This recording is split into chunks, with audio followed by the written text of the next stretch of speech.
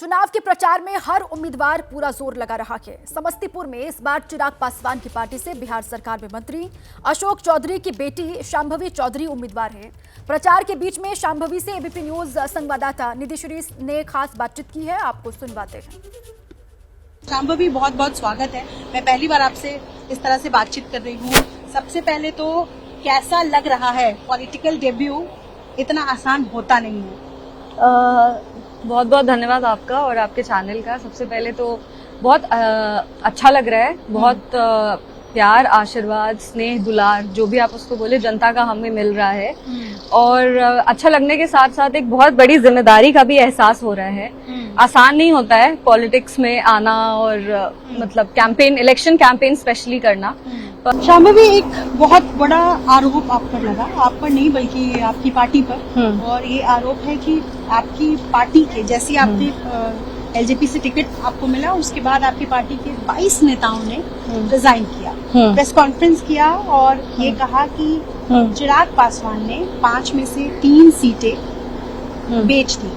महंगी कीमत तय की गई और उन 3 सीटों में से एक सीट का नाम, एक सीट की चर्चा समस्तीपुर लोकसभा सीट की भी हुई। मैं आपसे ये जानना चाहती हूँ कि कितनी कीमत तय की गई समस्तीपुर लोकसभा सीट की? बिल्कुल, ये मतलब ये जो है ना, रूमर बेसलेस है। इसको पूरा खारिज कर देना चाहिए। इसका कोई बेस ही नहीं है। स्वाभाविक है, 5 सीट ही थे चिराग भैया के पास, और जो लोग चाहते थे चुनाव लड़ना और वो चुनाव नहीं लड़ पाए, उनको दुख हुआ होगा, उनको पीड़ा हुई होगी और वो पार्टी रिजाइन कर दी। ये बहुत कोई नया चीज नहीं है। बहुत बार ऐसा होता है कि लोग टिकट चाहते हैं, टिकट जब नहीं मिलता है तो बहुत बखेड़ा खड़ा होता है।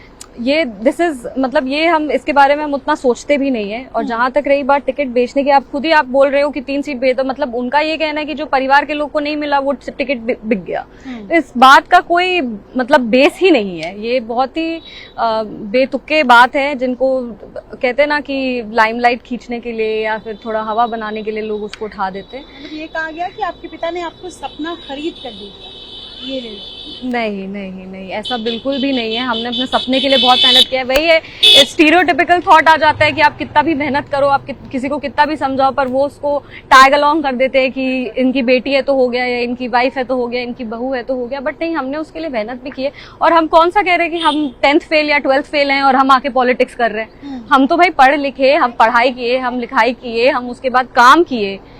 उसके बाद हमने, जब हमें मौका मिला राजनीति करने का, तब हम राजनीति में। ऐसा तो नहीं है कि हम सब चीज छोड़ छाड़ के अपना 10th फेल करके हम आ गए कि अब ठीक है, हमको आप पॉलिटिक्स कराओ। तो ऐसा नहीं है। लालू परिवार पर तो नहीं, मेरा इशारा किसी पे नहीं है। ये एक जेनेरिक स्टेटमेंट है कि हमने अपनी पढ़ाई पूरी की, जिस तरह से हम अभी भी पीएचडी कर रहे हैं। ऐसा नहीं है हमने अपनी पढ़ाई त्याग दी। पढ़ाई किए, हम काम भी किए। जैसे हमने आपको बताया, ज्ञान निकेतन गर्ल्स स्कूल के निर्देशिका थे हम एनजीओज चलाते हैं बहुत सारे अलग अलग तरह के, जिसके माध्यम से हम अलग अलग सामाजिक कार्य करते हैं। तो हमको नहीं लगता कि इन एनी वे कोई इंसान इनकेपेबल है, मतलब मेरे जैसा इंसान इनकेपेबल है टू डू पॉलिटिक्स। तो ये कहना कि टिकट खरीद के दे दिया और ये कर दिया वो कर दिया, ये सारे बेसलेस बेतुके बात है। और चूंकि आप राजनीति में उतर गई हैं और इस तरीके के कई सवाल है कि आज की तारीख में आप विपक्षी दलों को कहाँ देखती हैं, इंडिया ब्लॉक को कहाँ देखती हैं? आपको लगता है कि जितनी तैयारी से वो लोग चुनावी मैदान में उतरे हैं, मोदी का मुकाबला कर पाएंगे? काफी हद तक तो इंडिया ब्लॉक अपने कैंडिडेट्स को उतार ही नहीं पाया है अभी तक।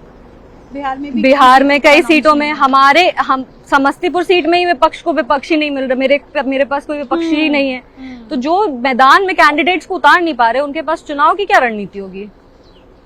ये मेरा प्रश्न है। उनके बारे में इतना सोचने का कोई फायदा नहीं है।